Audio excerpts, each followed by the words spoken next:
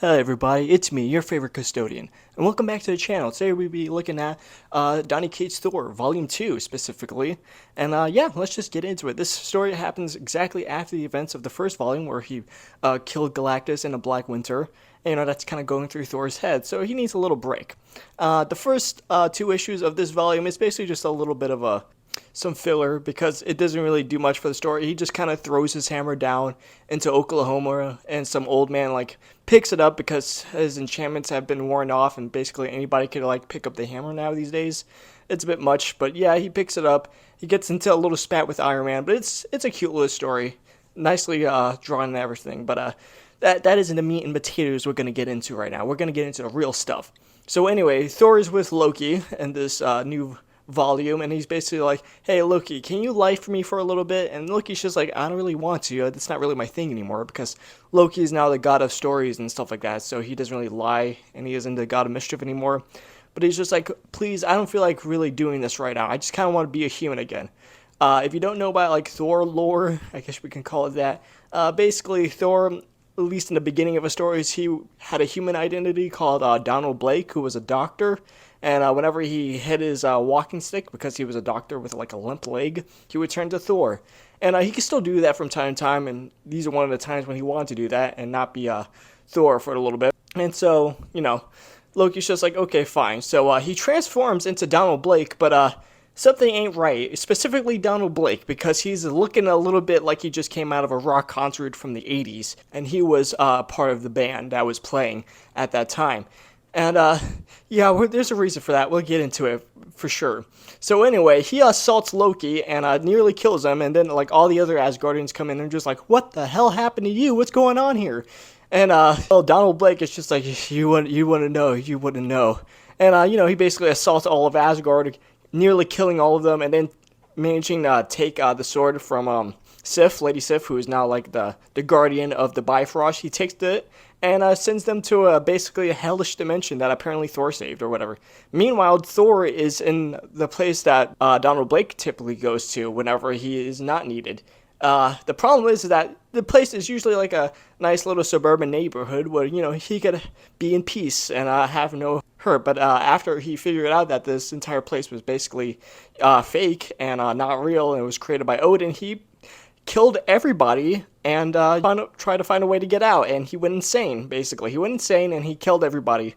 Also, apparently the World Serpent was the thing that tried to team up with Donald Blake, and that didn't really work out with it because he nearly killed the World Serpent and then stole all of its powers. And that's how he's so powerful, and how he was able to basically beat all the Asgardians. Anyway, after that, he goes back down to Earth and meets up with Jane Foster, his former girlfriend and stuff like that. And they start talking, and then she starts talking about how she used to be a Thor as well, and now she's Jane Foster. And that tips him off. That makes him a bit peeved because he's kind of out there killing former Thors. You see, throughout the comics, there were a ton of other guys who came up as Thor, and Jane Foster was just one of the many people.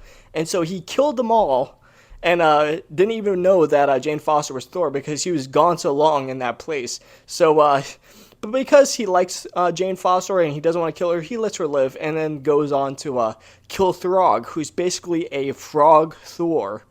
Yeah, you heard that right. There is a little frog that has a Thor hammer. It's really cute. Apparently, he was a regular dude before he turned into a frog, but that's another story for another time. So anyway, Jane Foster figures this out and goes to the one person who knows all about this, Odin. So basically, Odin isn't dead. I don't think I told you guys that last time. He isn't dead this time. He just kind of abdicated the throne and gave it to Thor because he doesn't want to be king anymore, and he wants to reignite that love he had for his wife and stuff. It's a whole thing. It happened in the War of the Realms. I'll go over it some other time. But him and his wife kind of separated because they really couldn't reignite that love, and they just kind of annoyed each other. So Odin is now alone. He's basically a deadbeat, which is pretty sad, pretty pathetic. But anyway, Jane in her new Valkyrie armor, because now she's the new Valkyrie, because the old Valkyrie fucking died. She got her head cut off by Malekith the Black. Once again, that happened in the War of the Realms. We'll talk about that maybe some other time. And she's basically like, listen, you old ass fart, you gotta come up here and help your son because he's being trapped in a hellish escape while all of the other Asgardians are gone. and your other guy that you created, Donald Blake, he went insane. He's now trying to kill everybody with just a little bit of Asgardian power. And Odin is just like, I don't feel like doing it. So they fight. She kicks his ass, and she's like, okay, you're going to fight? And he's like, oh, fine, okay. And they go up. They manage to free all the other Asgardians, and they find Blake and manage to take him back into Asgard. Where Odin is just like, listen, you gotta free my son. And Donald is just like, no, fuck you. You made me insane. You did this to me. Why? And so Thor, using the little bit of power he has left in that little place, takes the Destroyer armor, which is like big metal armor that could kill Celestials, and fights him as that. And it's really cool, actually. It's really cool to watch. And they fight, and Thor absolutely beats the ever-living shit out of him. He's just like, brr, brr, brr, why'd you hand me in there? Brr, brr, brr, you know you couldn't handle me, brr, and all the other stuff and whatnot. Anyway, Odin tries to kill him, and that doesn't work out.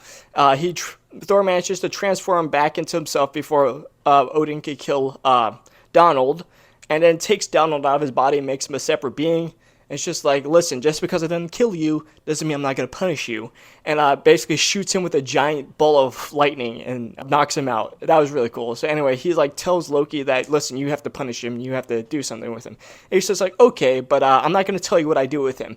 And apparently he just locks him down in the deepest layers of Asgard and chains him into a floor and has a serpent basically has its venom strewn onto his eyes, basically drips onto his eyes. Basically like one of those older tales in Norse mythology where Loki is trapped because of Odin and has a snake venom being shot into his eyes. It's that, but he's doing it to Donald because now he's no longer because Loki is no longer the god of mischief. He puts that title onto Donald now, who is now the new god of lies, because he's technically Thor's brother, not really, sort of. It's kind of weird, I guess.